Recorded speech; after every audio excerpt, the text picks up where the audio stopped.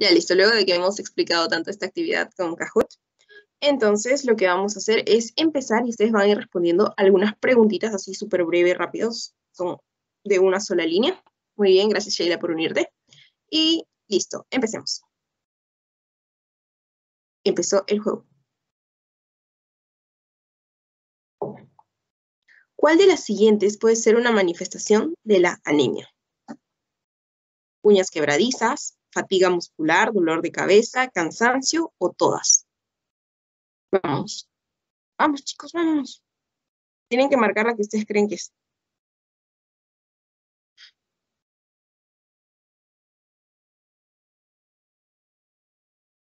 Eso, buena, ya, vamos, muy bien. Listo. ¿Qué valor solicitaría para medir si una persona tiene anemia? Gamma-glutamil transferasas, fosfatas alcalina, HDL o hemoglobina. Bien, están sorprendiendo, chicos, muy bien. Ahora una de verdadero o falso. ¿Los valores de hemoglobina son los mismos para varones que para mujeres? ¿Verdadero o falso?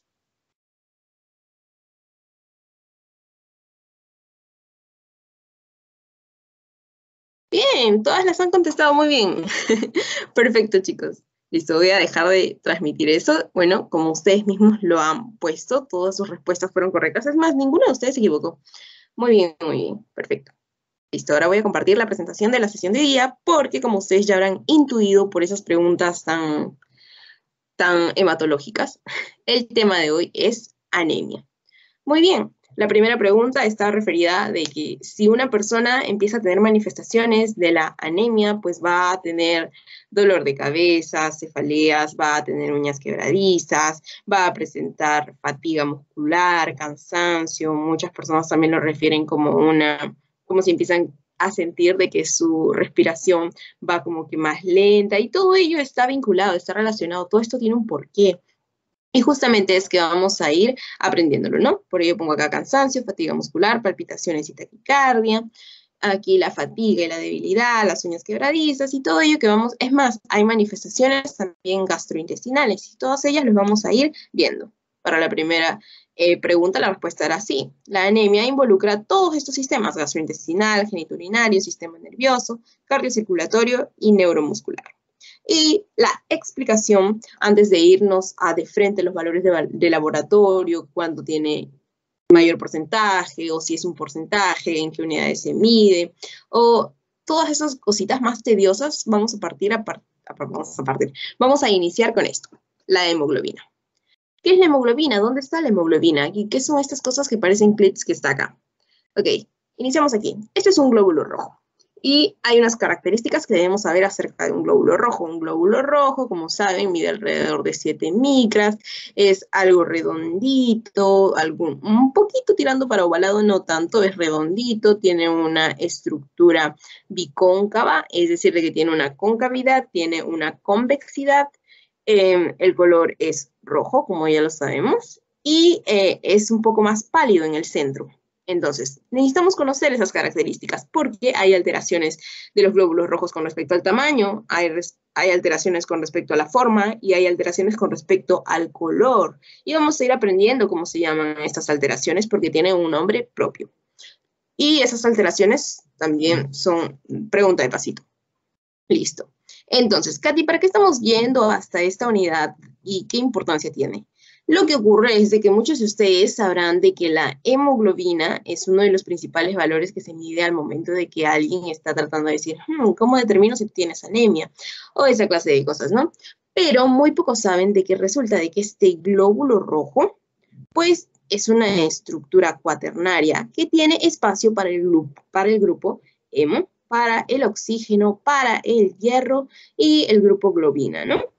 Entonces, la hemoglobina, ¿dónde va a estar contenida? En el glóbulo rojo. Katy, eso ya lo sabemos, sí, pero es necesario que yo se los haga recordar porque muchos de ustedes Es más, cuando los doctores en medicina hacen la pregunta, dicen, ¿y si una persona tiene anemia, tendrá alguna manifestación también a nivel respiratorio? Obviamente también tiene manifestaciones a nivel respiratorio porque este glóbulo rojo también transporta oxígeno. Entonces, si hay pocos de estos muchachos, si hay pocos de estos soldados, entonces, ¿cómo va a estar llevándose el oxígeno? Porque acordémonos de que la hemoglobina también cumple función justamente a nivel de el intercambio de oxígeno y dióxido de carbono, llevándolo y sacándolo de los tejidos.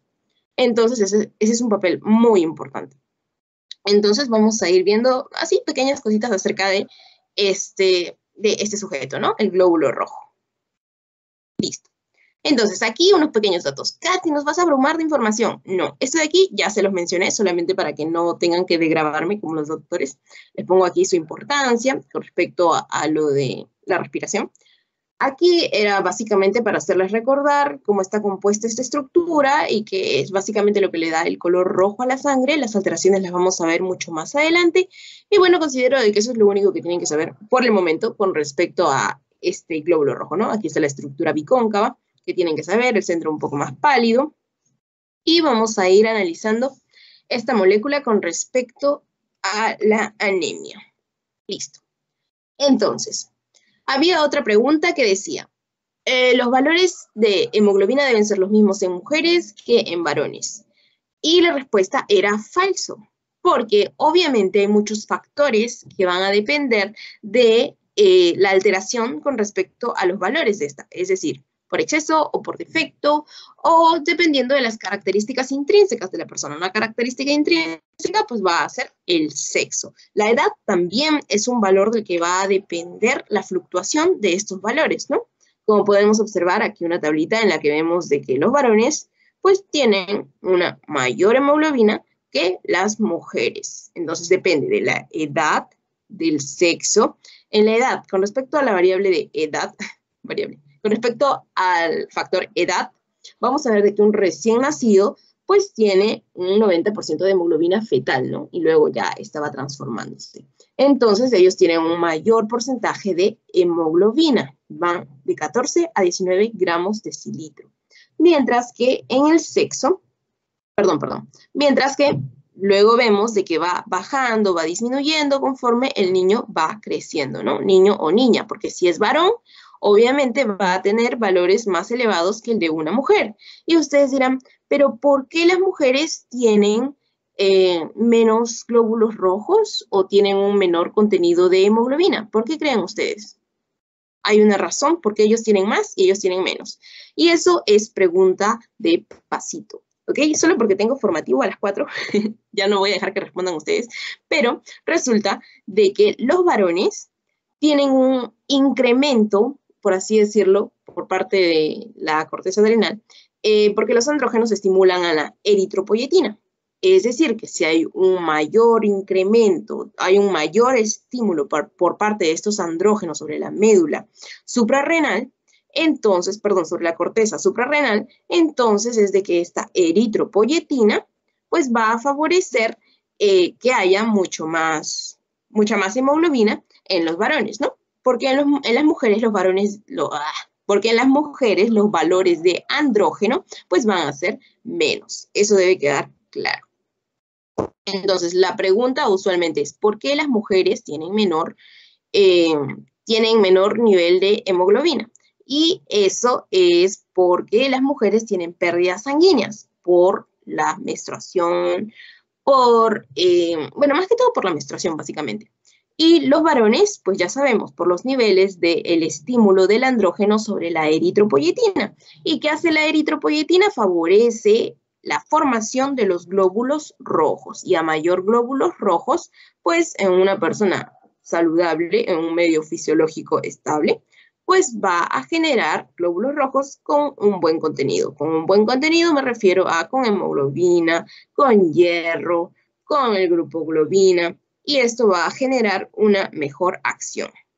Listo. También la altura sobre el nivel del mar. Al comienzo habíamos dicho de que los glóbulos rojos tienen una función también con respecto al transporte de oxígeno. Katy, ¿cómo influiría la altura sobre el nivel del mar en una persona? porque recordemos que si estos transportan oxígeno a través de la sangre y luego están desintoxicando, sacando el CO2 de los tejidos para llevarlo a la oxigenación, a los pulmones, para que luego se dé todo este intercambio, ¿qué era lo que tenía que pasar? Pues recordemos que el glóbulo rojo tiene un espacio para el transporte de oxígeno también como función. Entonces, al haber una mayor cantidad de oxígeno que está ingresando por tu naricita, porque estás ventilando, estás inspirando, entonces, ¿qué va a pasar? Pues los glóbulos rojos van a decir, ah, ya, necesitamos más de nosotros para que podamos transportar todo este oxígeno, pero recordemos que ingresa y necesita ser transformado para poder ingresar y llevar el oxígeno ya como que puro a todos los tejidos, a todos los órganos, ¿no? Entonces es por ello de que vemos que ellos presentan una policitemia, ¿no? Un aumento de glóbulos rojos. Por ello pueden ver aquí, bueno, no sé si lo pueden ver, está tapando creo que esta cosa. Pueden ver aquí muchos glóbulos rojos. A ver, esperen, voy a convertir esto para que puedan ver la imagen. Aquí pueden ver por ello muchos glóbulos rojos, ¿no? Hay un gran aumento. Sin embargo, en ellos no se les conoce como patológicos, sino más bien como fisiológico, porque esto está aportando y no está generando ningún daño. Y es por ello de que, ¿qué más habíamos dicho que es el glóbulo rojo? Darle un color a la sangre, ¿no? Darle el color rojo a la sangre. Ya. ¿Y cómo han visto las personas que viven en las alturas, como que viven en zonas altoandinas, cómo ven sus mejillas? Así todo rojitas, ¿no? Y exactamente, justamente es por ello de que estamos hablando de esto de la policitemia, ¿no? Porque al haber un mayor número de glóbulos rojos, pues están produciendo esto que les estaba comentando. Entonces, los valores van a depender también de la altura sobre el nivel del mar. Ustedes no tienen ese aumento de glóbulos rojos, tampoco tienen esta coloración rojiza en las mejillas. Bueno, no los puedo ver. ¿Okay? Y también va a depender de los valores que ustedes pues estén presentando del contenido de hierro en su alimentación, porque se va a ver también repercutido por la nutrición, que más adelante vamos a hablar acerca de ello.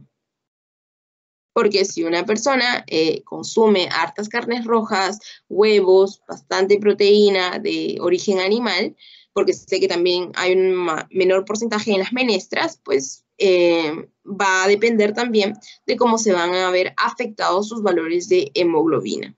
Entonces, hasta aquí, ¿qué concepto tenemos que fijar? Pregunta de pasito, los valores de qué dependen, los valores de hemoglobina de qué dependen. ¿Por qué es que los varones tienen una mayor hemoglobina que las mujeres? ¿Por qué las mujeres tienen menor hemoglobina que los varones? Y las cifras de hemoglobina. Lo de las cifras de hemoglobina sí tienen que sabérselo. Bueno, no es necesario que niño menor de 1 año, niño menor de 2 años, ¿no? Sino más bien varones y mujeres, ¿no? Más frecuentemente. Listo. Ya, ahora que hemos visto esta tablita, aquí ustedes dijeron, ah, ya, facilito, solo hemoglobina. Pero resulta que en el laboratorio también empezamos a evaluar lo que vendría a ser el hematocrito, los hematíes. Catherine, ¿qué es eso? Justamente del hematocrito, hematíes, es el motivo por el que estamos aquí reunidos. Porque, ¿qué son estos términos? Hematocrito, hematíes, ya debemos saber de que los hematíes, eritrocitos, glóbulos rojos, elementos formes de la sangre, como lo quieran conocer, es el glóbulo rojo. ¿Ok? Hematíe, glóbulo rojo, eritrocito, elemento forme rojo, como ustedes lo quieran conocer. Y estas son sus unidades.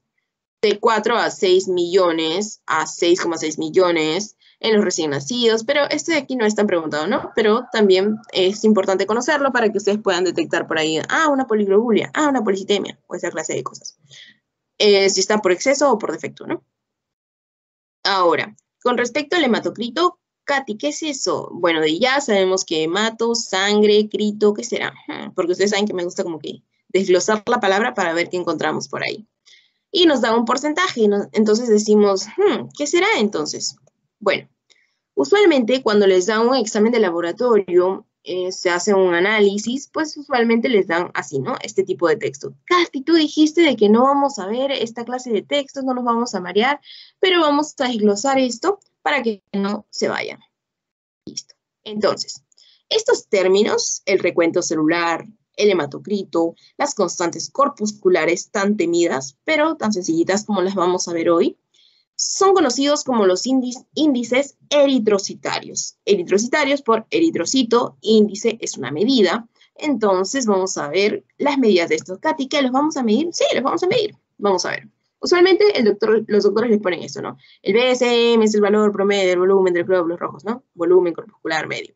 Hemoglobina corpuscular medio. Entonces, lo que vamos a hacer es vamos a ir explicando cada uno de estos de modo que se nos haga muy sencillito. Estos de aquí no son los valores normales. Estos de aquí son los valores, ejemplo, que se le han tomado a un paciente. Esta de aquí es la medida y esta de aquí vendrían a ser los valores normales. Para esto debemos recordar que cada laboratorio a veces fluctúa sus valores. ¿Ok? Pero siempre se mantienen como que en un rango, un promedio. Listo.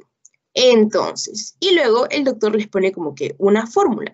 Y les va a empezar, no, ustedes todavía no lo tuvieron. Entonces les va a empezar a explicar unos ejercicios y no quiero que se me asusten, pero para el caso clínico sí van a necesitar una de estas, es decir, una calculadora científica, porque vamos a ir sacando unas, pero no se preocupen, todo gira en torno a una regla de 3 o a fracciones, cosa que esto no va a ser así como que, les va a calcular es igual a mc al cuadrado, cosas así, ¿ok? Solamente es para que ustedes pues puedan tener la prueba en físico de que sí, ya sé de dónde viene, ¿ok? Es solamente para eso. Preguntas aquí para el pasito, básicamente va a ser las unidades en las que se presentan estos índices eritrocitarios. Y justamente de ello es que vamos a ir hablando, ¿no? Empecemos entonces a revisar estos índices eritrocitarios. Aquí tenemos un hemograma completo. ¿Ok? ¿Y por qué les ponen como que hemograma? Sabemos que hemo, sangre, grama, como que gráfica, dibujo. Básicamente, bueno, yo se los voy a ir dibujando. Básicamente les va a ir dando como que una muestra del contenido sanguíneo, del flujo sanguíneo. Porque no solamente les va a hablar de algunos elementos, de los elementos rojoformes, o sea, de los glóbulos rojos, sino también por aquí les empiezo a hablar de los leucocitos, las plaquetas, que son fragmentos de los megacariocitos, sino también de los leucocitos, que son los glóbulos blancos. Entonces va a ir haciéndoles un dibujo, un trazo de cuántos elementos hay en la sangre y su distribución. Entonces, por eso nos pone completo, ¿no? En el recuento celular. En el recuento celular, ¿qué hacen ustedes cuando hacen un recuento? Te dicen, oye, cuenta cuántos hay de estos ya. Básicamente, ¿qué haces? Contarlos. Esto es lo que hay aquí. El conteo de los hematíes, de los glóbulos rojos, el conteo de los leucocitos, el conteo de las plaquetas. ¿Por qué? Porque se han clasificado de que si hay muchos más leucocitos de lo usual, pues está relacionado con alguna patología infecciosa. ¿Por qué? Porque los glóbulos blancos son nuestras defensas. De eso vamos a hablar más adelante, ¿no? Y si hay un ataque, pues es como que si hay un ataque terrorista, pues ¿qué hace el gobierno? Manda a los policías a la calle, ¿no? Entonces uno empieza a ver, hay más policías en la calle, puedo contar 10, 20, 30, 50 policías en la calle, 100 policías en la calle. Ya, ese es el conteo. Así también en los glóbulos rojos, porque vamos a ver de que hay algunas patologías en la cual quién es la que genera el origen de los hematíes, leucocitos, plaquetas y todas las líneas celulares de los elementos formes de la sangre, la médula ósea. Entonces es importante también conocer cuántos hematíes hay, porque qué tal si no se están produciendo estos hematíes, qué tal si la fábrica, que es la médula ósea, no está produciendo. Entonces es importante conocer si hay por exceso o por defecto, qué tal si hay alguna neoplasia y se están produciendo demasiada cantidad. Eso también podría ser una alteración. Entonces, es por ello de que es importante conocer este conteo. Con respecto a las plaquetas, también es importante.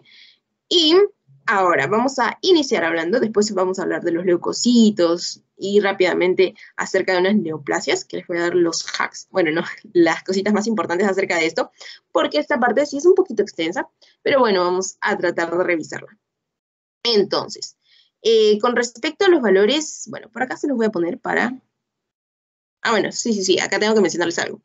De que con respecto al valor de hemoglobina, ya mencionamos que es la unidad contenida en el glóbulo rojo, y el hematocrito es diferente que el recuento, por aquí les ponía, más que todo por el porcentaje, porque el hematocrito va en porcentaje mientras que el recuento es la cantidad, ¿no? Un conteo, porque si vemos aquí, cuando hablamos de hematocrito te da un porcentaje, pero cuando hablamos de recuento te habla de una cantidad de unidades, 1000, millones, billones, bueno, en este caso por milímetro cúbico, ¿no? Mientras que cuando hablamos de recuento hablamos del número de eritrocitos que nosotros encontramos en milímetro cúbico. Listo. Y obviamente, dado que en los varones hay más eritrocitos que en las mujeres, el hematocrito va a ser mayor en los varones que en las mujeres. Y eso lo podemos observar aquí también, ¿no? En las mujeres, entonces, vamos a contar 1, 2, 3, 4. Ay, hay menos, perdón, hay tal número. Ya, y tal número va a ser menor que tengamos en los varones, ¿no? ¿Por qué? Porque ya hemos explicado todas esas razones. Porque las mujeres menos, porque los varones más. Porque los varones no sangran por ahí abajo, ¿no? Ellos no desgarran el útero. Ya, listo. Entonces, vamos a explicarlo rápidamente. Y espero que se les haga lo más sencillo, si no regresamos, retornamos. Entonces, términos que hay que saber, luego les voy a pasar esta infografía que me encontré, que es muy, muy bonita, con respecto a los conceptos básicos de dónde vienen estos valores. El hematocrito, básicamente, es el volumen de los glóbulos rojos con relación al total de la sangre. Es decir, de que ustedes saben de que en la sangre total, pues nosotros tenemos una cantidad que es plasma y hay otra cantidad que es el suero, pero resulta de que aquí lo que hacemos es coger ese porcentaje de sangre en el cual tenemos los elementos formes y de estos elementos formes vamos a seleccionar solamente a los glóbulos rojos. Y como ya habíamos dicho, de que el hematocrito se da en porcentaje. Entonces este porcentaje de glóbulos rojos que existen en un total, que va a ser tu universo, para los que les gusta matemática, va a ser tu universo, va a ser tu total, entonces pues seleccionamos solamente a los glóbulos rojos, ¿no? Y pues, expresamos esa cifra en porcentaje. Y ese porcentaje de glóbulos rojos es tu hematocrito. ¿De un total de qué? Pues de cuánta sangre tiene un ser humano, de 5 a 7 litros. Entonces, de ese porcentaje tú tienes tantos glóbulos rojos. Listo. Entonces, ese es el hematocrito. Ahora, ¿qué es la hemoglobina? La hemoglobina, ya habíamos dicho de que, bueno, con respecto a la hemoglobina ya la habíamos mencionado, que es simplemente el valor que se va, obviamente, eso sí, quiero resaltar de que estos valores ya te los va a dar el laboratorio, solamente estamos conociendo de dónde vienen, qué son, porque también preguntan, no tanto qué es la hemoglobina, ¿no? Sino más bien, pero sí tienen que saber su función, preguntan en el pasito, ¿qué es volumen corpuscular medio? ¿Qué es la hemoglobina corpuscular media? Esa clase de cosas, y es necesario que ustedes calculen estas constantes corpusculares para el caso clínico. Ya, entonces estábamos hablando de la hemoglobina, ¿no? Y cómo calculan la hemoglobina para que en un análisis te digan, tal persona tiene tanto hemoglobina, Juanito tiene tanto hemoglobina, Martita tiene tanto hemoglobina.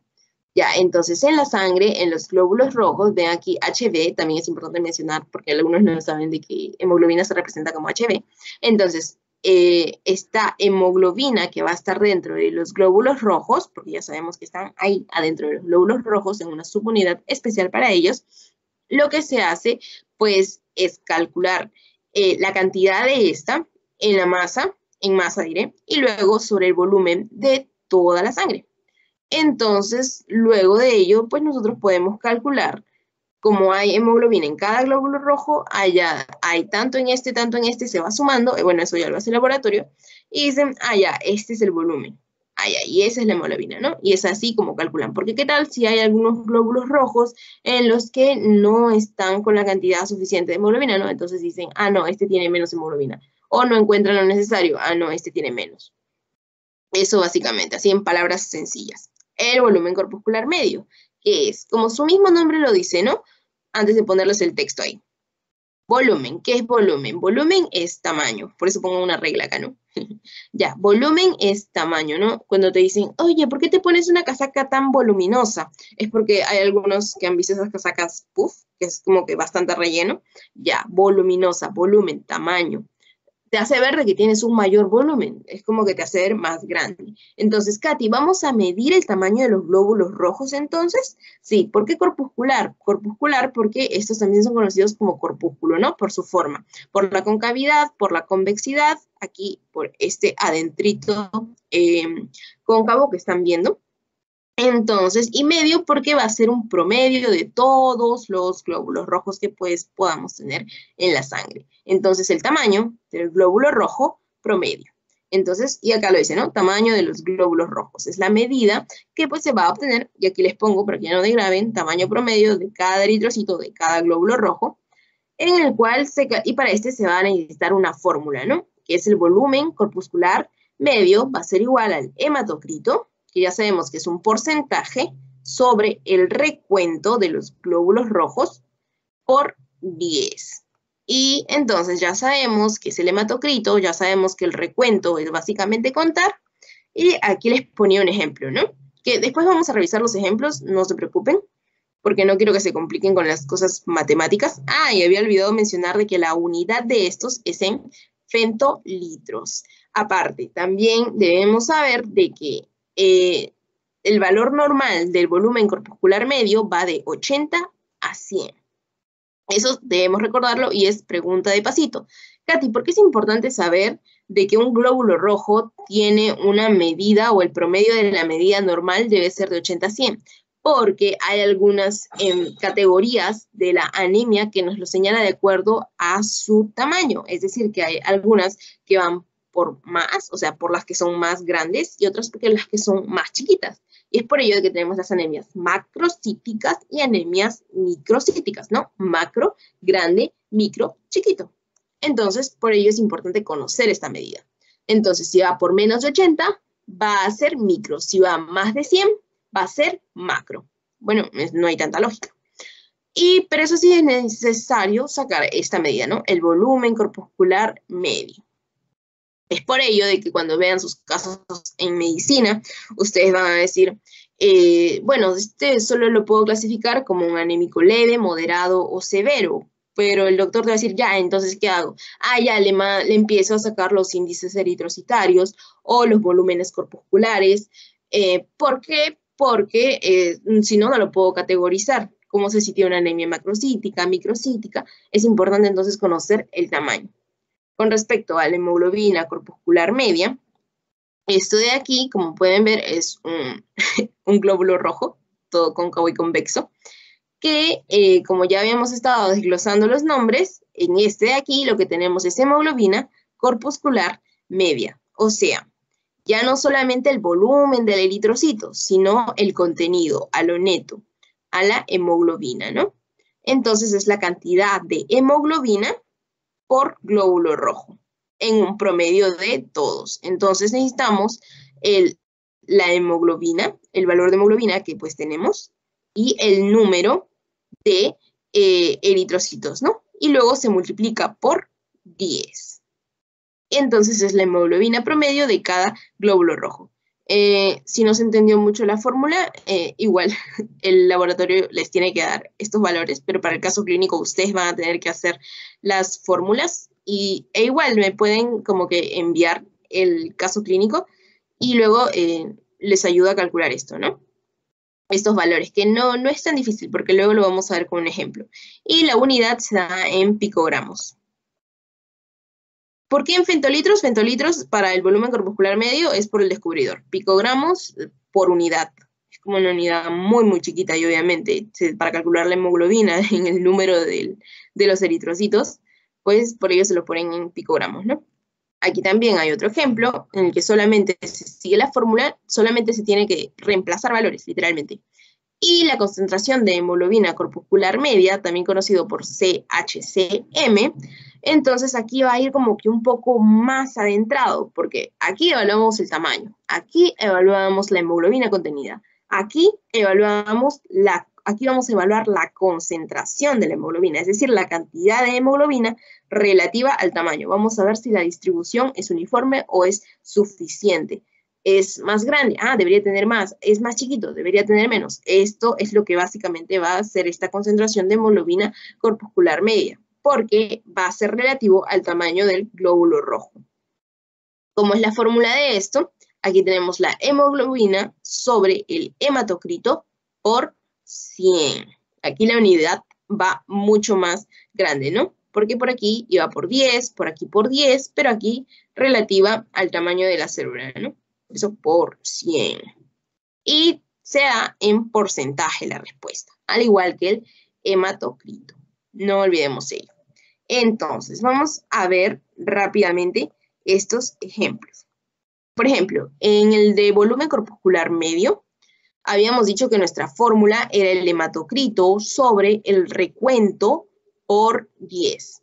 Aquí pongo un pequeño ejemplo en el que tenemos un paciente que tiene un hematocrito de 48%, y tiene un recuento de glóbulos rojos de 5,3 millones, de 5.300 millones por milímetro cúbico, y me piden calcular el volumen corpuscular medio. Listo y suficiente. ¿Por qué? Porque esta fórmula solo requiere de que tenga yo el hematocrito, 48%, y el recuento, 5,3, que es lo que hago, 48% por 10 y abajo el 5,3. Entonces, si yo divido eso y lo multiplico por 10, me va a salir 90 femtolitros. Si desean, si tienen su calculadora en la mano, lo pueden hacer. Si a alguien no le sale 90 femtolitros, me avisa porque probablemente lo está haciendo mal. No es broma. Porque en la calculadora del celular no va a ser lo mismo. ¿Ok? ¿Qué más? La hemoglobina corpuscular media, en este caso, pues va a ser necesario... no sale. Y ahora sí. Y había olvidado mencionar de que aquí, entonces, si tenemos 90 femtolitros, pues va a estar dentro de lo normal, ¿no? Listo. Ojo que también hay ciertas anemias que cursan con que cursan con una evolución normocrómica. ¿Ok? Entonces, ojo con eso también. Normocrómica, normocítica, porque crómica es color. ¿No? Tienen que corregirme, chicos. Ya, bueno. Entonces, aquí vamos a ver otro ejemplo en el de hemoglobina corpuscular media. Como ya habíamos dicho, es la hemoglobina sobre el número del recuento que tienen, ¿no? Entonces, y lo multiplicamos por 10. Entonces, si nos da el valor de hemoglobina y nos dicen, esta paciente tiene un valor de hemoglobina de 15,8. Calcula su hemoglobina corpuscular media. Ya, también necesito el recuento. El recuento ya lo teníamos, que era de 5,3 millones, ¿no? Entonces tenemos 15,8, solamente reemplazo, sobre 5,3 por 10, igual a 29,8 picogramos. También entonces está dentro de los valores normales, porque si mal no recuerdan, por aquí pusimos hemoglobina corpuscular media, les dije que estos son los valores normales, 27 a 32. Entonces, significa de que esta paciente, pues sí, está tiene estos valores dentro de lo normal, porque va de 27 a 32. ¿Y en qué unidad se expresa? En picogramos. Ahora, concentración de hemoglobina corpuscular media. Habíamos dicho de que lo que necesitábamos era el valor de hemoglobina. Ya nos dijeron, la paciente tiene 15,8. Necesitamos el hematocrito. El hematocrito también nos lo dieron, es 48%. 48%. Entonces, ahora lo que hacemos es multiplicarlo por 100. Reemplacemos valores, 15,8 sobre 48 por 100. 32,9. Está dentro de lo normal, porque si no me equivoco va de 32 a 36. ¿Ven? Acá está, 32 a 36%.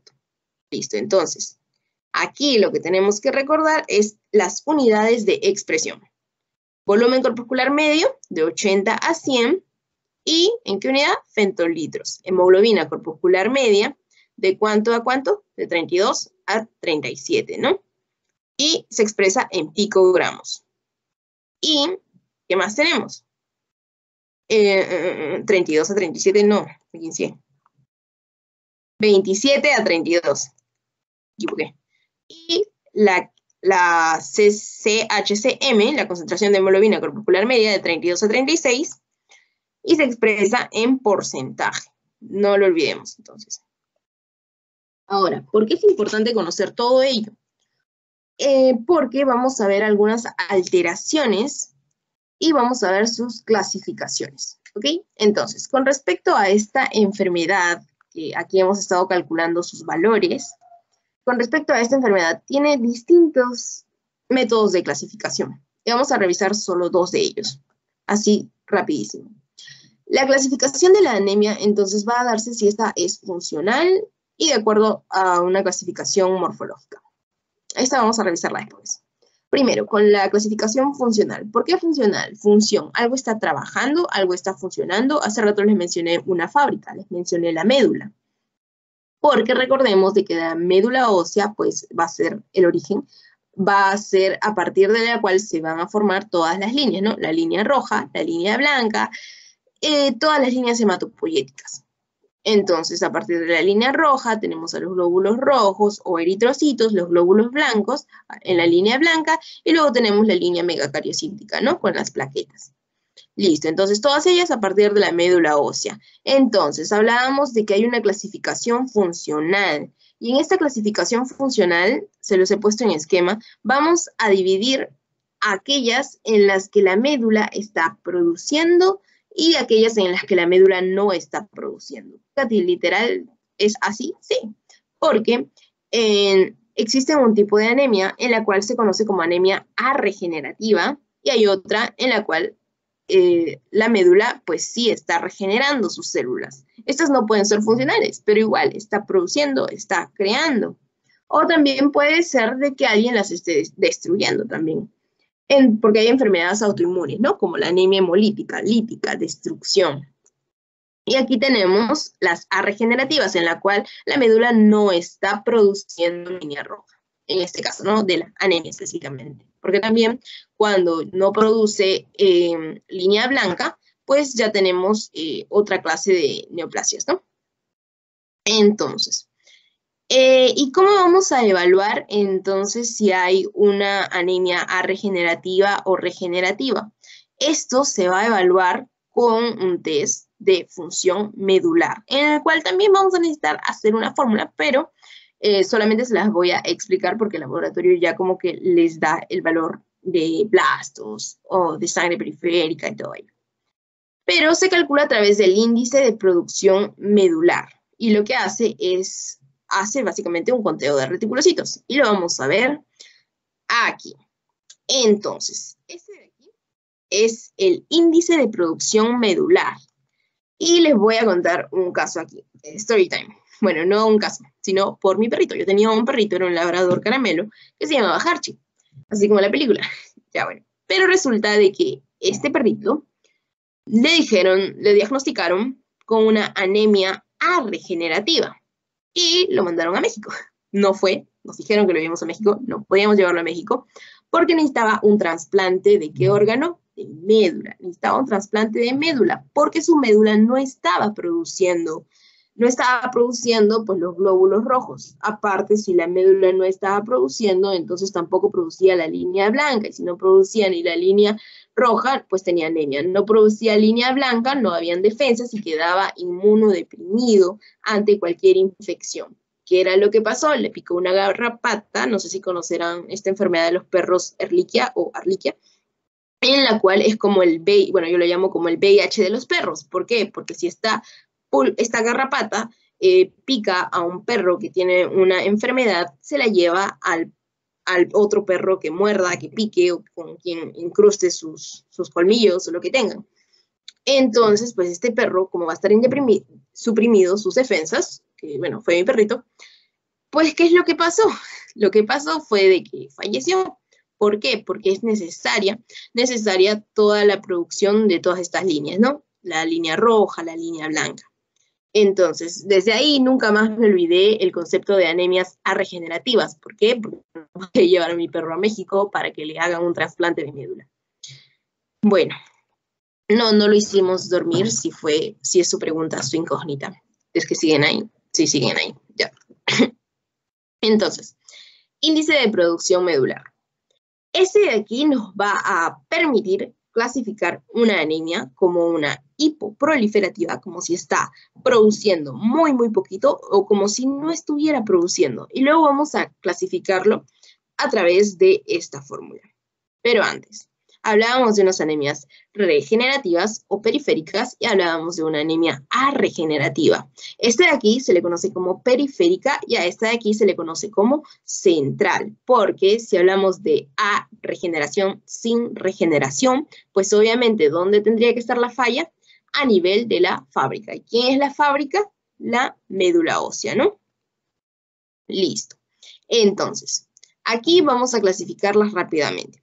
¿Por qué anemia regenerativa o periférica? Concepto que nos tenemos que llevar es de que aquí la fábrica sí está produciendo, pero por algunas causas que vamos a mencionar, es que está, si bien es cierto, la fábrica sí está produciendo, pero puede ser de que estas células se estén destruyendo, como en el caso de las anemias hemolíticas. Por eso pongo aquí muchas armas. Los policías están con armas porque pueden generarse autoanticuerpos o pueden generarse destrucción de estos mismos glóbulos rojos, de modo de que pues nos quedamos sin glóbulos rojos, pero por destrucción en nosotros mismos. A eso se le conoce como hemólisis. Lisis, destrucción, hemo, pues por el grupo sanguíneo, ¿no? Entonces, destrucción de este glóbulo rojo. Y esta puede ser una patología congénita o puede ser por membranopatías o enzimopatías o hemoglobinopatías. Pero todo esto patía es patológico, ¿no? Entonces, recordemos que en nuestro ADN está la codificación de que si algo está mal en una célula, se destruya. Entonces, aquí tenemos en las hemolíticas, en la que pues existen una serie de anticuerpos que van a estar rodeando el glóbulo rojo y le dicen, plop, te destruiste. Ups. Pero ya en ellos es voluntario. Entonces se destruye el glóbulo rojo.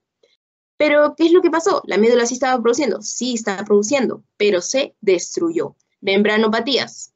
Plop, explotó. ¿Por qué? Porque estaba teniendo fallas, ¿no? Membranopatía. Puede ser alteraciones a nivel de la membrana, puede ser alteraciones a nivel de las enzimas, o puede ser a nivel de la hemoglobina, ¿no? También hay algunas anemias hemolíticas adquiridas, que pueden ser mecánicas, inmunitarias, parasitarias, tóxicas, solamente para mencionarlas, ¿no? Porque esto lo van a ver como que más a fondo en medicina 1 o 2. Ya bueno, entonces, son aquellas anemias cuya causa es periférica. ¿Por qué? Porque la médula, la fábrica, sí está produciendo. Listo. Pero no se destruye en la médula, ojo eso. Porque es, como acá el mismo nombre lo dice, ¿no? Dándose una desaparición acelerada de hematíes circulantes, por pérdida o destrucción de hematíes. Y hay otra causa de pérdidas, que también podrían ser las hemorragias, ¿no? Una hemorragia aguda, una hemorragia crónica, o también podría estar perdiendo sangre, no sé, una hemorragia gastrointestinal baja, y recién lo detectan con un tévenon, o sea, cuando meten el dedo por atrás, en el, por así decirlo, por no decir ano, la línea interglútea, y empiezan a hacer el tévenon, ¿no? O sangre oculta en heces, como también se conoce.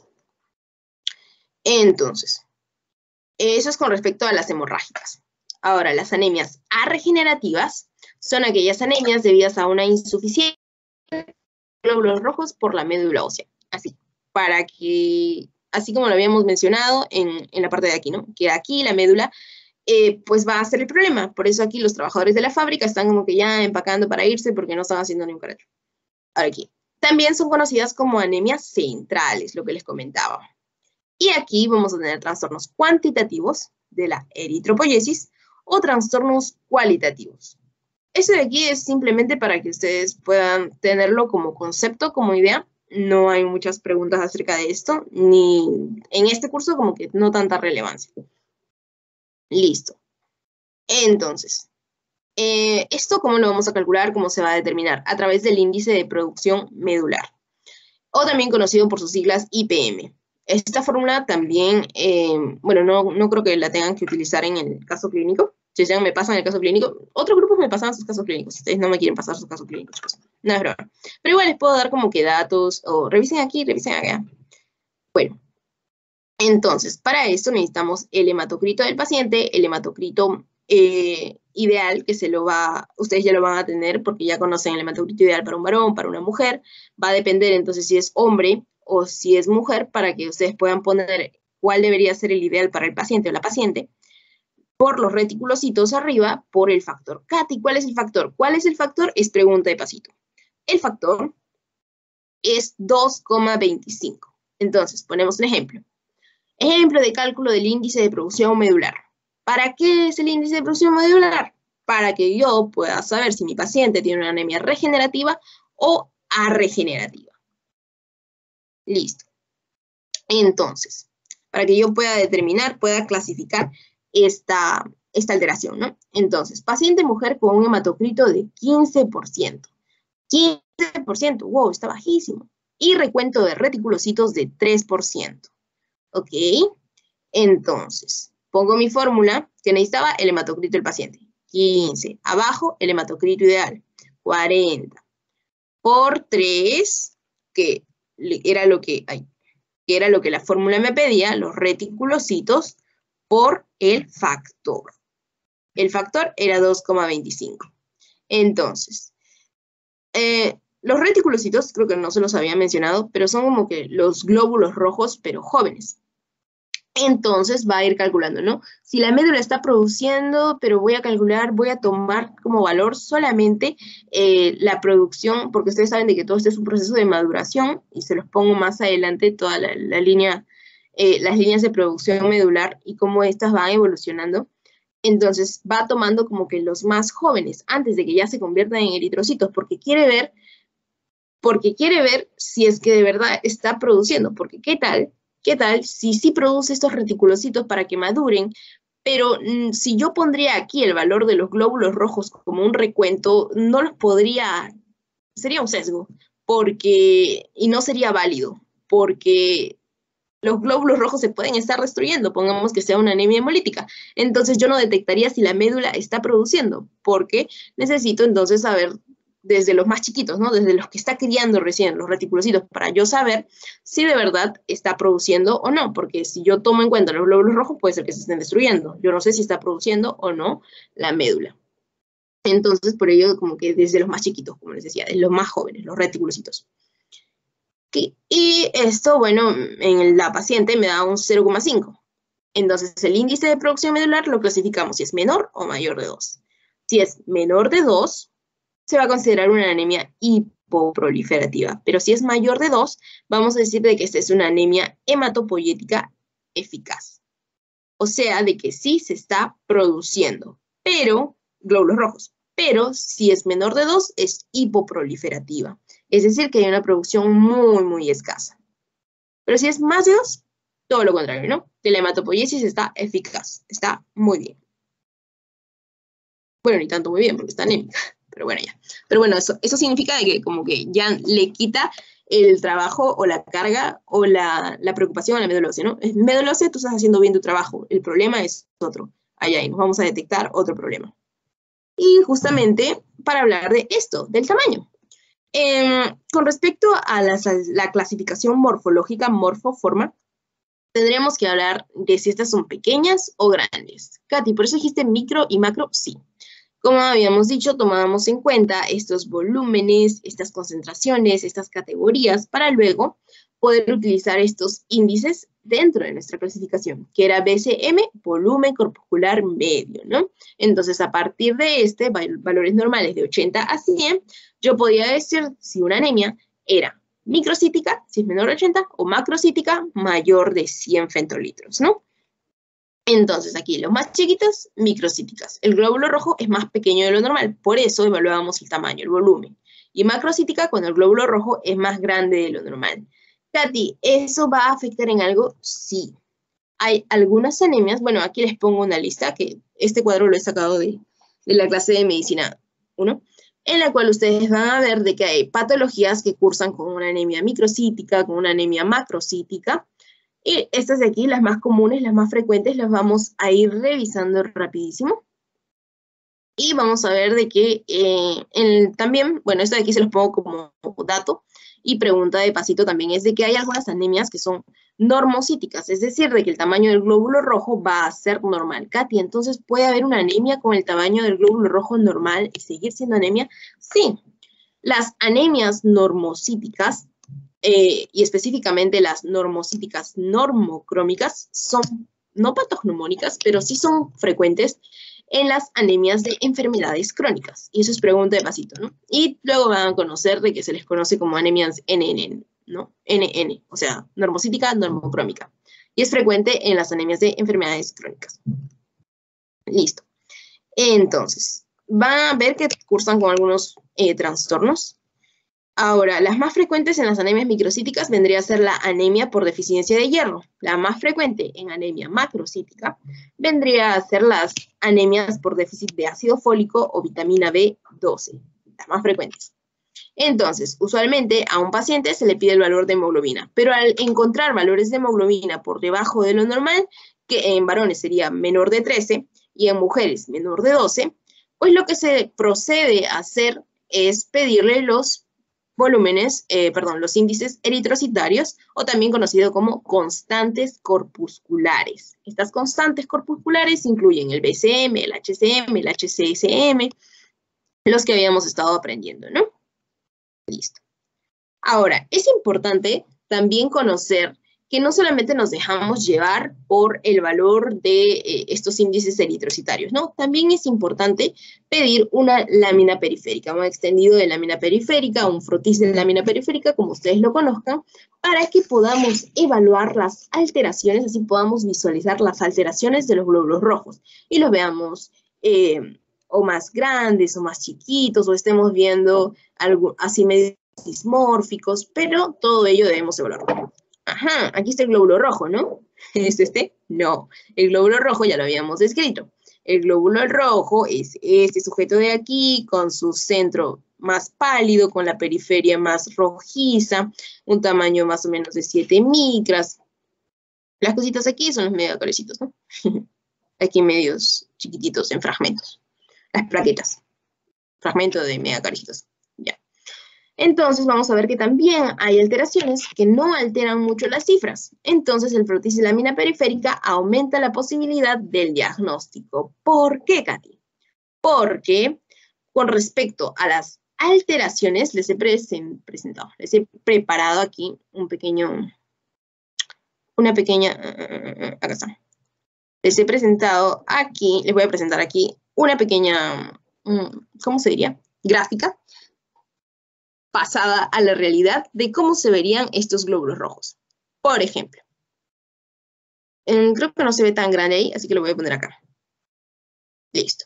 Entonces, porque resulta de que en los extendidos de sangre periférica, no central, en los extendidos de sangre periférica, pues vamos a ver algunas alteraciones en estos, como por ejemplo, podemos denominar aquellas en las que se ven estos glóbulos rojos como espinosos, como en espuela o espiculados, como acantocitos.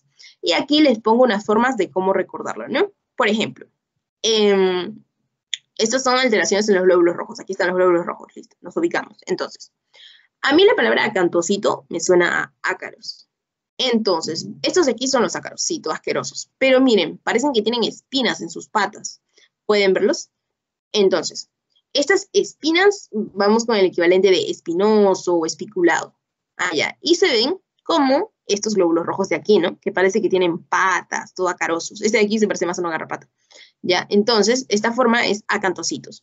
Y es pregunta de pasitos también ver en qué cuadros hematológicos se suelen presentar. Y resulta de que hay veces de que su mismo nombre lo dice, ¿no? Entonces, una acantocitosis hereditaria, ¿qué tipo de glóbulos rojos te muestra? Y tú dices, ya, un glóbulo rojo llamado acantocito. Los acantocitos no son tan preguntados, pero también se ven en anemias hemolíticas. Estos de aquí no son patognomónicos, es decir, de que estos se pueden presentar en también muchas otras. Otro que es sencillo recordar, los codocitos, que tienen una forma de diana. Es como que los que hacen tiro al blanco y le lanzan un dardo o esta cosita, no sé su nombre. Pero miren, este es el glóbulo rojo. Ya habíamos dicho que tenía que tener una concavidad, una convexidad, un centro pálido y un exterior difuso. Que debería estar como que por las 7 micras. Pero, miremos de aquí, este debería tener el centro pálido, pero tiene un centro rosado. Y aquí tiene como que blanco el centro, ¿no? Entonces, este está alterado por completo. Y a esa alteración se le conoce como un glóbulo rojo o dianocito. Y se ve en hepatopatías obstructivas, por ejemplo. Después tenemos los queratinocitos o células en casco, que como pueden observar, no les van a hacer reconocer, ojo, pero como pueden observar, tiene como que una predominante concavidad que está como que un sombrerito, ¿no? Como un casco. Porque al girar se ven así. Entonces está señalando el marciano, que es mi puntero. Porque se ve así, ¿no? Ya, los dacriocitos, por otro lado, son las células en lágrima. Y aquí le pongo el equivalente, ¿no? Sí se ve como una lagrimita. Y se ve, por ejemplo, en las talasemias o en anemias megaloblásticas. Los drepanocitos son también conocidos como células falciformes y tienen como una forma de una bananita, como un plátano. Y lo pueden observar aquí. Después tenemos los eliptocitos, que, bueno, se va a encontrar en una patología, como su mismo nombre lo dice, que es la eliptocitosis hereditaria, ¿no? ¿En qué forma se encuentra la eliptocitosis hereditaria? Ah, ya, los eliptocitos. ¿Por qué? Porque tienen esta forma de una hélice, ¿no? Porque deberían ser redondeados, pero este está más elipsoidal, diré. Y así les he puesto algunas comparaciones que por motivos del tiempo no podemos revisar por mi formativo, pero vamos a ir pasándolos por el grupo, de modo que puedan revisarlo. Listo. Entonces, las alteraciones de los glóbulos rojos van a clasificarse de acuerdo a su tamaño, de acuerdo a su forma, de acuerdo a su coloración, y también de acuerdo a si han salido completos o no, porque también hay algunos que se muestran solamente como que fragmentos, como restos. Entonces, con respecto a las alteraciones del tamaño, vamos a tener aquellos que son por exceso o por defecto, o sea, micro o macro. Y es importante que ustedes sepan estas, bueno, esto de aquí es la tabla y solamente lo he convertido así. Esta es la del libro, ¿no? Y solamente la pasé aquí. Es importante que ustedes conozcan los cambios del tamaño, los cambios de la forma. Si presenta un menor tamaño de lo normal, es microcitosis. Como por ejemplo, anemia representativa de una microcitosis, de una anemia microcítica, la anemia ferropénica. Si presenta un mayor tamaño de lo normal, puede ser, entonces, podría ser mi diagnóstico diferencial, puede ser un déficit de vitamina B12, porque es una de las anemias más frecuentes por una de las anemias megaloblásticas más frecuentes, ¿no? Hay una macrocitosis. Después tenemos aquellos que parecen más grandes y ovalados, que son los megalocitos. Alteraciones de la forma, la poiquilocitosis, que son glóbulos rojos de distintas formas, la ovalocitosis, que se presentan glóbulos rojos de forma ovalada, como su mismo nombre lo dice, elipsocitosis de forma elíptica, esferocitosis de forma de esfera, los esquistocitos, que son fragmentos de los glóbulos rojos, como ya les comentaba. Y con respecto a la coloración viene del término cromía, de color. Entonces, si son hipocrómicos, va a ser un color más apagado, menos denso. Si es hipercrómico, es un color mucho más fuerte. Aquí puede ser como un rosadito, aquí puede ser ya como un rojo muy, muy intenso. Y también es importante conocer acerca de los restos nucleares. ¿Por qué? Porque ustedes saben de que todo viene desde un comienzo, como dicen, todo tiene su final. Ya, bueno, pero yo digo todo tiene un inicio. Entonces, todo va a partir de la mitosis que se da para la generación de estos glóbulos rojos, ¿no?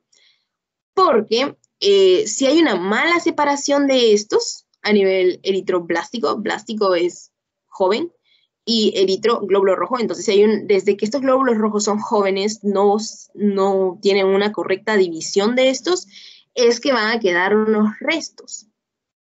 Por eso aquí se pone como restos de membrana nuclear eritroblástica, o sea, de la formación de este glóbulo rojo. O sea, de la formación de este glóbulo rojo, o ponen o restos después de una mitosis anormal, o sea, de una división anormal. Y este resto nuclear se le va a llamar anillos de Cabot. Así se conoce. Entonces, aquí era lo que les estaba comentando, se pusieron en formas de anillo o un 8 invertido. Esto de los anillos de Cabot y lo de los restos nucleares es pregunta de pasito. Y esta es una descripción de cómo se vería. Y su hallazgo, pues básicamente nos va a indicar una alteración de la eritropoiesis, ¿no? Porque va a darse la alteración a nivel de la formación de este. Hablábamos desde que era joven, ¿no? Nos hemos ido hasta su infancia.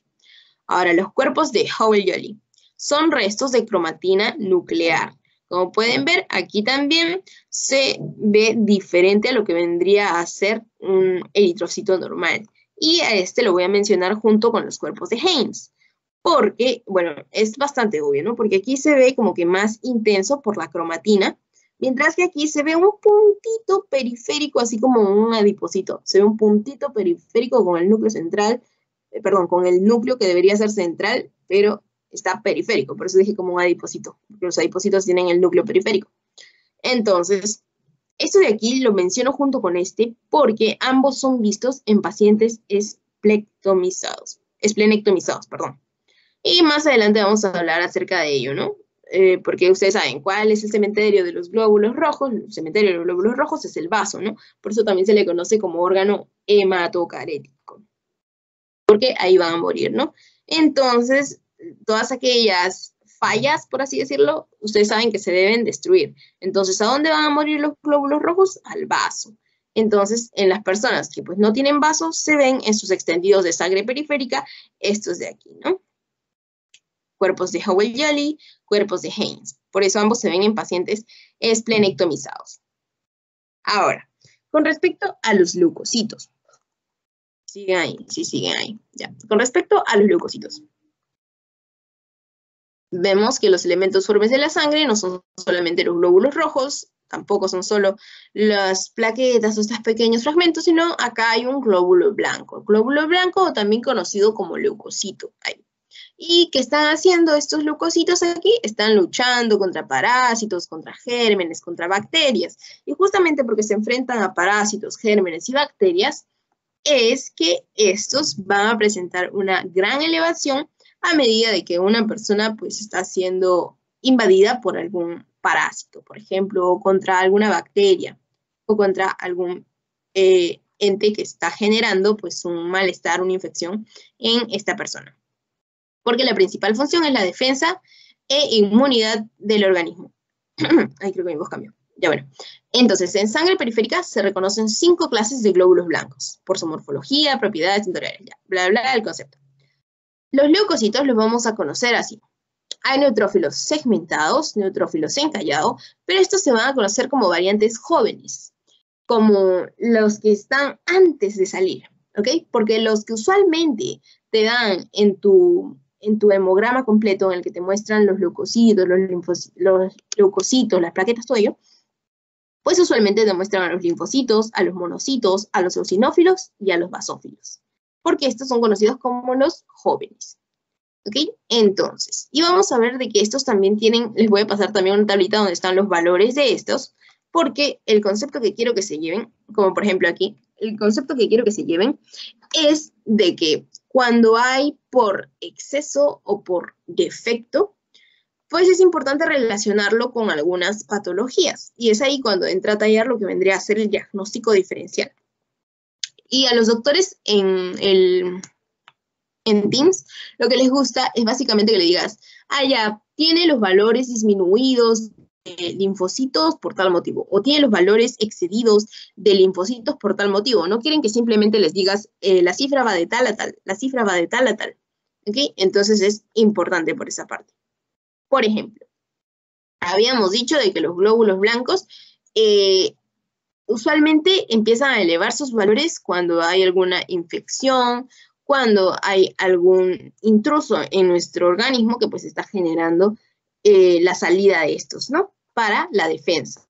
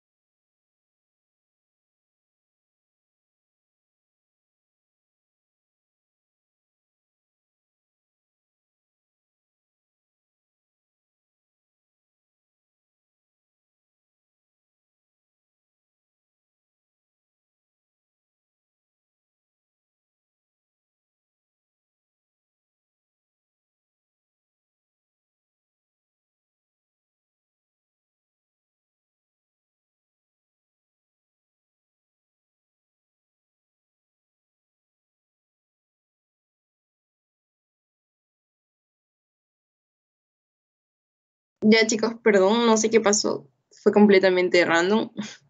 Al menos si te vas a apagar PC, pues apágate bien, ¿no? Se apagó, pero me devolvió al segundo, así que, anyway, ya bueno. Entonces, gracias por no irse, mil perdones por lo que acaba de pasar. Entonces, les iba comentando, ¿no? De que, por ejemplo, esta tablita a mí me sirvió mucho porque me ayudaba a conocer las implicancias de que un valor esté por debajo o por encima de lo normal. Por ejemplo, si los valores se muestran, cojamos uno de estos. Por ejemplo, en el caso de los linfocitos, si se muestran disminuidos, se va a conocer como penia, ¿no? Por disminución. Y si son linfocitos, linfocito penia. ¿Y cuándo se ve una linfocitopenia? En el caso de las inmunodeficiencias, en el caso de las neoplasias, es decir, los linfocitos a la baja. Y también pueden haber diversas causas, como van a poder ir leyendo, que pueden estar involucradas en el aumento de estos o en el descenso de estos. Listo. Entonces, ahora aquí. Katy, ¿por qué estamos viendo esto de los leucocitos, la serie blanca, la serie roja, y qué tiene que ver con las anemias? Porque también hay una alteración, perdón, hay una patología que es conocida como anemia perniciosa, en la cual va a verse su reflejo en los neutrófilos también. Porque miremos, la distribución, y eso es pregunta de pasito, la hipersegmentación o la segmentación de los neutrófilos. Porque un neutrófilo normal debería tener entre 2 a 4, por ahí, 4 segmentaciones con respecto a estos lobulitos que pueden contar aquí, para que esté dentro de lo normal, de 2 a 4, 5, ¿ok? Pero si está más segmentado, o sea, si ha madurado mucho más, se le conoce como un neutrófilo hipersegmentado, y eso se puede ver en casos de una anemia perniciosa, por ejemplo. Pero si hay una infección severa, si hay un caso de inflamación, pues, ¿qué es lo que va a pasar? Vamos a ver cómo es que empiezan a sacar el reclutamiento más joven. ¿Y quiénes había dicho que son los más jóvenes? Los encallados, los segmentados, los en bastones, que habíamos estado mencionando, ¿no? O también se les conoce como en banda. Entonces, en infecciones severas, ¿no? Porque van sacando los más inmaduros, los más jóvenes. Por eso acá, inmaduros, normal, y aquí los hipersegmentados. En las leucemias mieloides, es decir, donde hay una alteración en la médula. Entonces, aquí se empiezan a alterar o se empiezan a tomar como rehenes a los más inmaduros, ¿no? Ya, con respecto a esto, saber que la distribución normal, entonces, va de 2 a 5, la hipersegmentación de los neutrófilos. Pregunta de pasito. Y también preguntan, en una anemia perniciosa o un neutrófilo, ¿cuántas segmentaciones puede tener? Pues sería mayor de 5, ¿no? O mayor o igual de 5. Y con respecto a desviación izquierda, desviación derecha, mencionarles que si hay una infección severa es una desviación izquierda. ¿Por qué? Porque vamos a ver que los neutrófilos inmaduros, como en banda, encallados, segmentados, pues van a estar saliendo a predominio. ¿Por qué? Porque es como la infección está acabando con tus otras defensas, con los linfocitos, con todos ellos. Es por ello de que mandan la artillería, ¿no? Pero en este caso los más jóvenes. Es como el servicio militar obligatorio en el que llevan a los... No importa, eres menor de 18, ya, no importa, te vas. ¿Por qué? Porque no estás estudiando, no estás trabajando, ya, en ellos, ya, recién estás madurando, ya, pero estamos en guerra, entonces sales. Listo. Esto era sobre lo que les comentaba, y aquí como podemos ver, les pongo anemia megaloblástica, anemia perniciosa, en la que van a poder observar cómo aquí se da una hipersegmentación mayor de 5, ¿no? Cuenten, 1, 2, 3, 4, 5, 6, 7, 8. Estoy contando mal, 2, 4, 5, 6, 7, 7. Pero habíamos dicho que lo normal va de 2 a 5, ¿no? Y aquí algunos conceptos de desviación a la izquierda, desviación a la derecha, que ya les comenté porque aquí no leemos, ¿no? Ya. Entonces, habíamos dicho de que dentro de la anemia microcítica, un BCM menor a 80, ya, microcítica más frecuente, era la anemia ferropénica, ¿no? Por déficit de hierro o fierro, como lo conozcan. Bueno, dicen que es hierro porque fierro, recuerdo que un doctor dijo, es hierro porque fierro es con el que te voy a dar, algo así era. Ya, bueno, era una tontera. Entonces, la anemia ferropénica es una de las anemias más frecuentes. que puede producir una anemia microcítica, como ya les comentaba, y es causada por el déficit de hierro. ¿Qué debemos saber acerca de esta? Y algo muy importante. Es la tablita que vamos a ver aquí abajo. Vuelvo. Ay, no quiero que salga así. Ya, ahora sí. Es la tablita que vamos a ver aquí abajo. ¿Por qué? Porque vamos a ver de que, si bien es cierto, en esta anemia hay un déficit de hierro, hay deficiencia de hierro, en las enfermedades crónicas también van a presentarse los pacientes con anemia. Entonces, tenemos que nosotros saber si este paciente tiene una verdadera anemia ferropénica, o sea, déficit de hierro, o si es propio de la enfermedad, del cuadro crónico que está presentando. Entonces, vamos a ver de que hay algo llamado índices de hierro. Entonces, aquí vamos a evaluar el hierro sérico, vamos a evaluar la transferrina, que es el transportador de hierro, el porcentaje de saturación del transportador de hierro, la ferritina y el índice de distribución de los glóbulos rojos, ¿no? Y lo vamos a ver de la siguiente forma. También debemos acordarnos, esto ahorita lo vamos a revisar, pero esto es básicamente para que nosotros podamos decir, ya, esto es causado por el propio cuadro de enfermedad crónica del paciente. Puede tener, no sé, una hepatopatía o puede tener una enfermedad renal. Pero es importante que yo aprenda a distinguirlo. Así también las causas de una anemia ferropénica podría ser un aporte insuficiente. Tal vez hay una disminución de la ingesta de hierro o puede haber un problema en la absorción de este hierro. Puede tener una clorhidria gástrica, una enfermedad celíaca. La cosa es que está interviniéndose con esta absorción del hierro. También puede ser por un consumo excesivo, como el aumento de la demanda, como las personas embarazadas, como en la lactancia, como el crecimiento. Entonces, estos cuadros, estas situaciones fisiológicas necesitan un mayor aporte de hierro. Entonces, es necesario, es por ello de que siempre se dice, ¿no? Una embarazada, su ácido fólico con su hierro, su ácido fólico con su hierro. Los lactantes también refuerzo. Niños que están en crecimiento también tienen que tomar refuerzo. Entonces, eso es lo que usualmente dicen los doctores, ¿no? Porque el organismo está en un aumento de la demanda de hierro.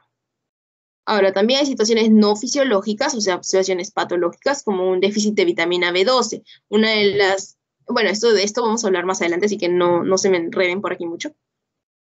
Así como también puede estar perdiendo, puede ser un aumento de la pérdida de hierro. Pueden ser una pérdida ginecológica, pérdida digestiva, o pueden ser distintas causas. Pero como estamos en laboratorio, vamos a ver entonces aquí lo que vendría a ser cómo diferenciarlo, ¿no? Entonces, ¿cómo diferenciamos si de verdad es una deficiencia de hierro o si es por una anemia de una enfermedad crónica? Entonces, vamos a ver de qué. Vemos que el hierro sérico está disminuido. En ambos está disminuido, así que no le veo el mayor detalle. En la transferrina, en deficiencia de hierro, está elevado, o sea que el hierro se está movilizando a través de la sangre. Ya, muy bien. Pero en las anemias de enfermedad crónica, esta transferrina está disminuida, no hay una correcta movilización.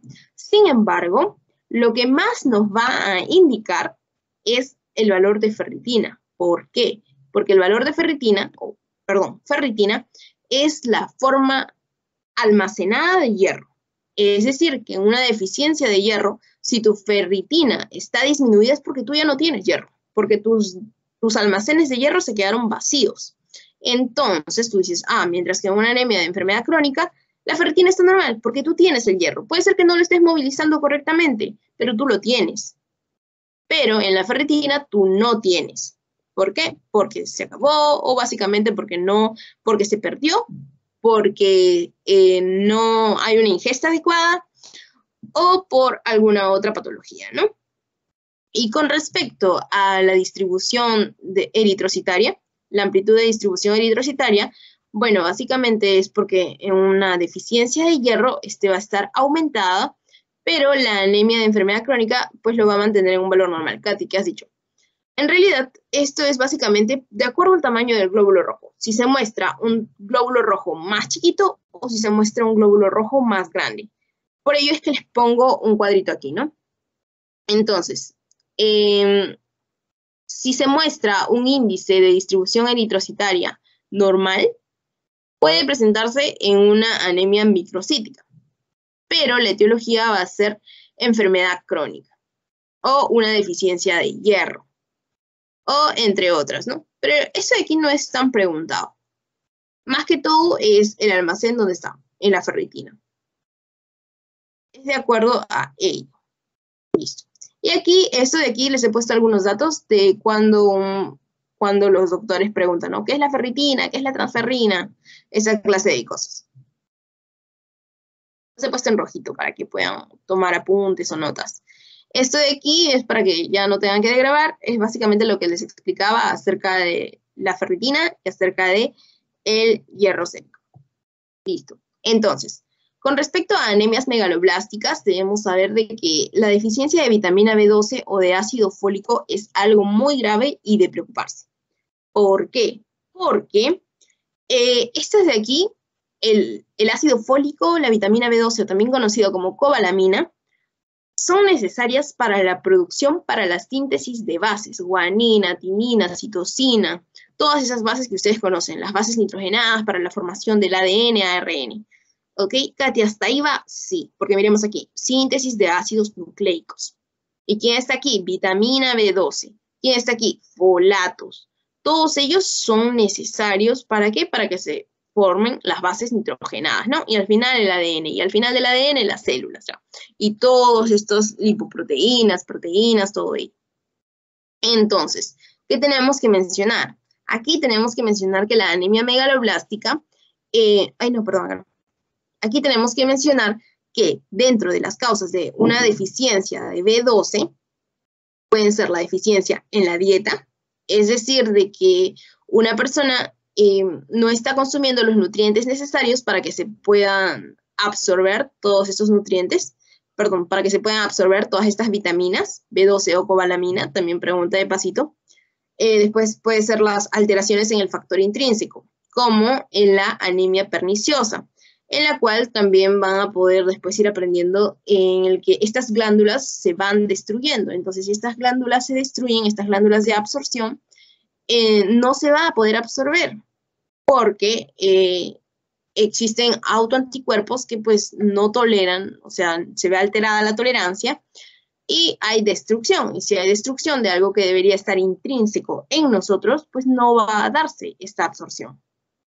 Ahora, las alteraciones a nivel intestinal, como por ejemplo la enfermedad de Crohn, o enfermedades intraluminales, o delirium, gastropatías, ¿no?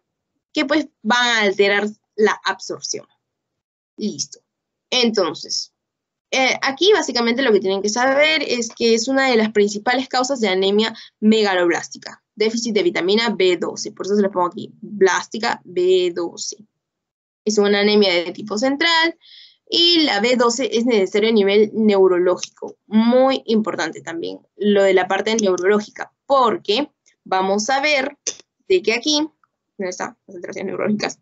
Porque vamos a ver de que colabora en la regeneración de los tejidos y en la síntesis de ADN, justamente lo que les comentaba, también es muy importante porque aporta al funcionamiento óptimo del sistema nervioso central. Esos son dos puntos importantes. Hay personas que han quedado con polineuropatías por justamente anemias megaloblásticas. Entonces, es importante también tenerlo en cuenta. ¿Todo a partir de qué? Del metabolismo de la vitamina B12 o ácido fólico, ¿no? B12, cobalamina, acuérdense. Con respecto a la deficiencia de ácido fólico, ustedes lo habrán escuchado mucho por lo de las embarazadas, ¿no? Y también hay estudios que pues han mostrado de que cuando una mujer embarazada no consume ácido fólico, hace mucho tiempo, y esta persona era inmunodeprimida o esta embarazada pues sufría muchos trastornos, podía haber hasta defectos del cierre del tubo neural, o sea, en el desarrollo embriológico del bebé como que no podía haber un correcto crecimiento del tubo neural, entonces no había un correcto cierre justamente por ácido fólico, y desde ahí es que se empezaron a dar estas dosis de ácido fólico, ¿no? Como suplemento también a las embarazadas, para que haya un correcto desarrollo embrionario neurológico. Listo. Entonces, esto era lo que les comentaba, las polineuropatías. En la anemia megaloblástica también es importante reconocer el cuadro clínico, ¿no? si se manifiesta con hepatoesplenomegalia, con anorexia, diarrea, dolor abdominal y estreñimiento, porque habíamos dicho de que las anemias no solamente presentan manifestaciones como cefalea, todo eso, sino a nivel cardiovascular, a nivel digestivo, a nivel muscular, todo tiene que influir. Y una característica importante, no sé si llamarla patognomónica, pero vendría a ser la glositis atrófica de Hunter, que es una lengua más agrandada, ¿no? Y aquí parece que... ¿Sí? ¿Tu formativo no es a las 4 o normal? No, sí, todavía tengo como que unos minutos, como que 2 turnos, pero sí, muchas gracias por tu preocupación, muchas gracias, pero tenemos que como que avanzar, pero gracias, todavía tenemos como que unos minutitos, muchas gracias. Entonces les mencionaba acerca de esta anemia megaloblástica y con respecto al diagnóstico, como su mismo nombre lo dice, mega, grande, entonces, ¿qué es lo que vamos a ver? Vamos a ver lo que vendrían a ser los macroovalocitos, macro, más grande, todo lo que tenga que ver con más grande. Una hipersegmentación, una segmentación mayor, o sea, es más. Como habíamos visto también en las anemias perniciosas, ¿no? Que hay una hipersegmentación. ¿Qué más tenemos que mencionar aquí? La hemoglobina obviamente va a estar disminuido, el hematocrito va a estar disminuido, pero el volumen corpuscular medio, miren, mayor a 100 femtolitros. ¿Por qué? Porque habíamos dicho de que como es megaloblástica, más grande, volumen corpuscular medio mayor de 100 femtolitros. Listo. Básicamente estos valores de aquí, ¿no? Lo de la hipersegmentación ya la mencionamos. Ya, bueno, básicamente eso. Ahora, con respecto a teniendo como diagnóstico diferencial de anemia por déficit de B12 y déficit de folatos, bueno, lo que se hace es básicamente dosar la vitamina B12, el ácido fólico, la homocisteína y el ácido metilmalónico también, que lo vamos a mencionar brevemente, porque estos son considerados marcadores tempranos de deficiencia. Porque, miremos aquí en la gráfica donde está el puntero verde jade, porque cuando se está produciendo toda esta síntesis de ácidos nucleicos, hay algo conocido como trampa de folatos. Y resulta de que esta trampa de folatos, por aquí tiene como paso previo la homocisteína.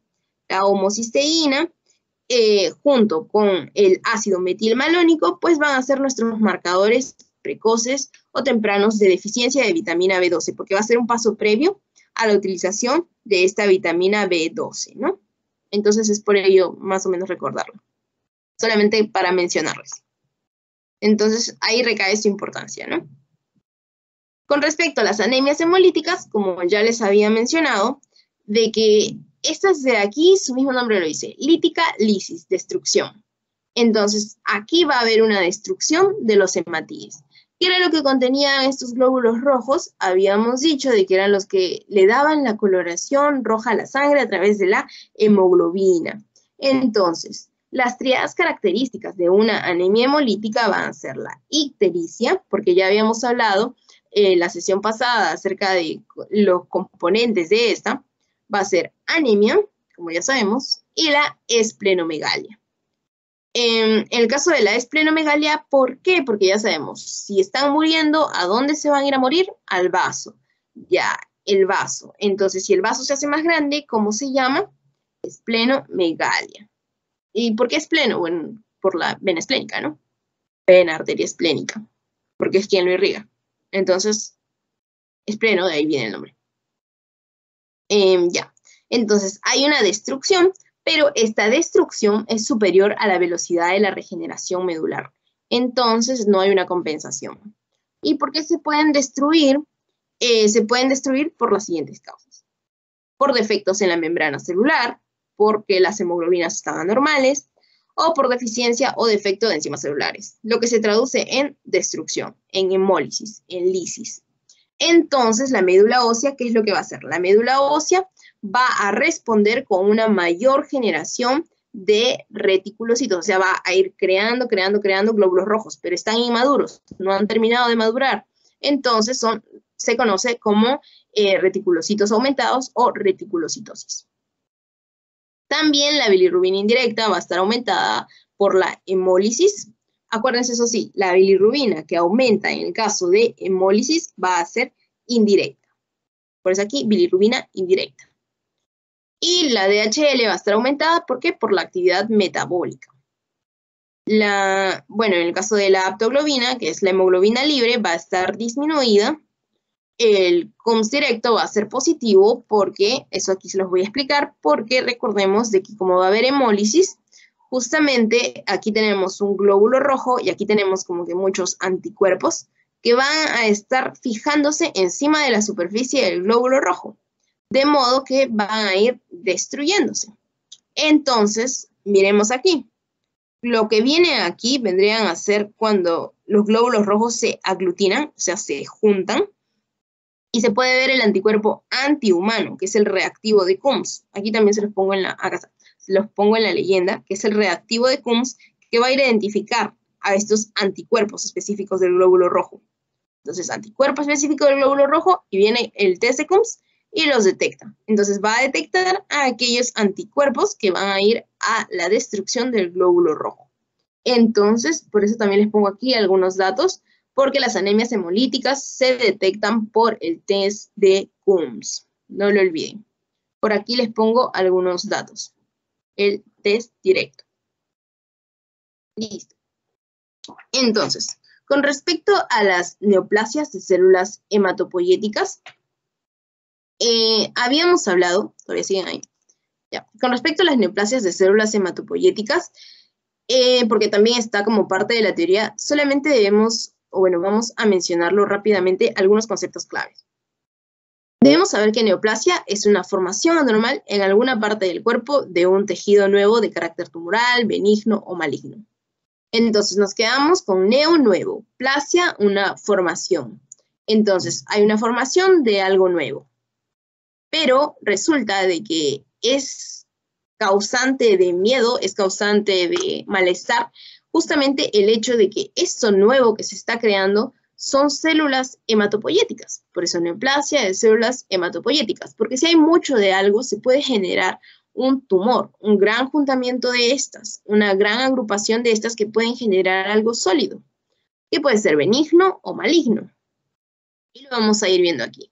Entonces hay una proliferación clonal que va a ir generando distintas manifestaciones clínicas, que puede ser fatiga, cansancio o una debilidad generalizada.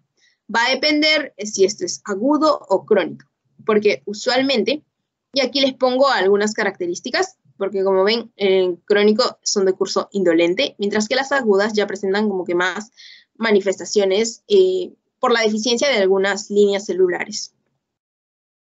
Entonces, aquí tenemos, en el caso de los eritrocitos, ¿no? Que generarían un síndrome anémico, disneico. En el caso de las plaquetas, pues se generarían petequias, equimosis y distintas alteraciones que vamos a ir viendo rápidamente. Entonces, con respecto a las neoplasias mieloides y neoplasias linfoides, ¿qué tenemos que saber? Ya sabemos que es una neoplasia, pero ¿qué va a pasar? Aquí tenemos la línea mieloide y la línea linfoide. La línea mieloide pues va a dar lugar a los glóbulos rojos, a las plaquetas, y una parte también va a dar lugar a los glóbulos blancos junto con la línea linfoide, es decir, linfocitos B, linfocitos T. Aquí, ¿qué es lo que va a pasar? Dentro de las neoplasias mieloides, estas van a derivar de los progenitores de la médula ósea, como ya lo sabemos, pero de la parte que se diferencia en eritrocitos, granulocitos, monocitos y megacariocitos. Mientras que en las neoplasias linfoides vamos a ver lo que ya les mencionamos, linfocitos B, linfocitos T. ¿Dónde recae la importancia de estos?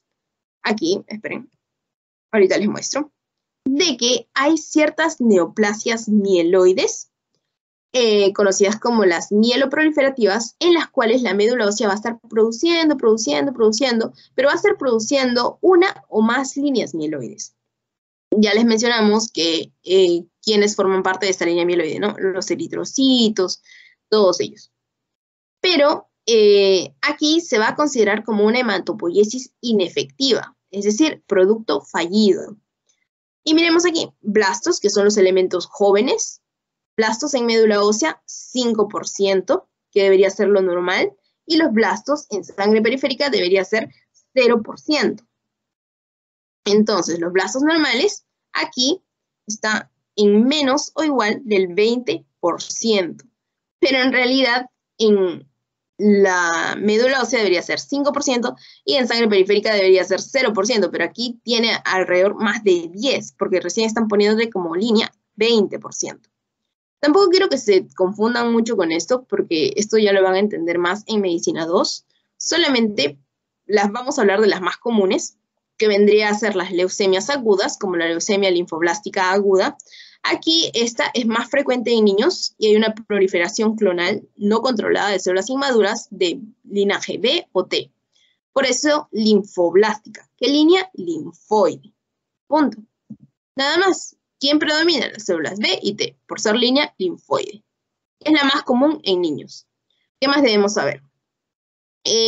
Las características citológicas, o sea, las células, qué forma van a tener en el caso de una leucemia mieloblástica aguda, pues va a ser de que vamos a encontrar los cuerpos de Auer.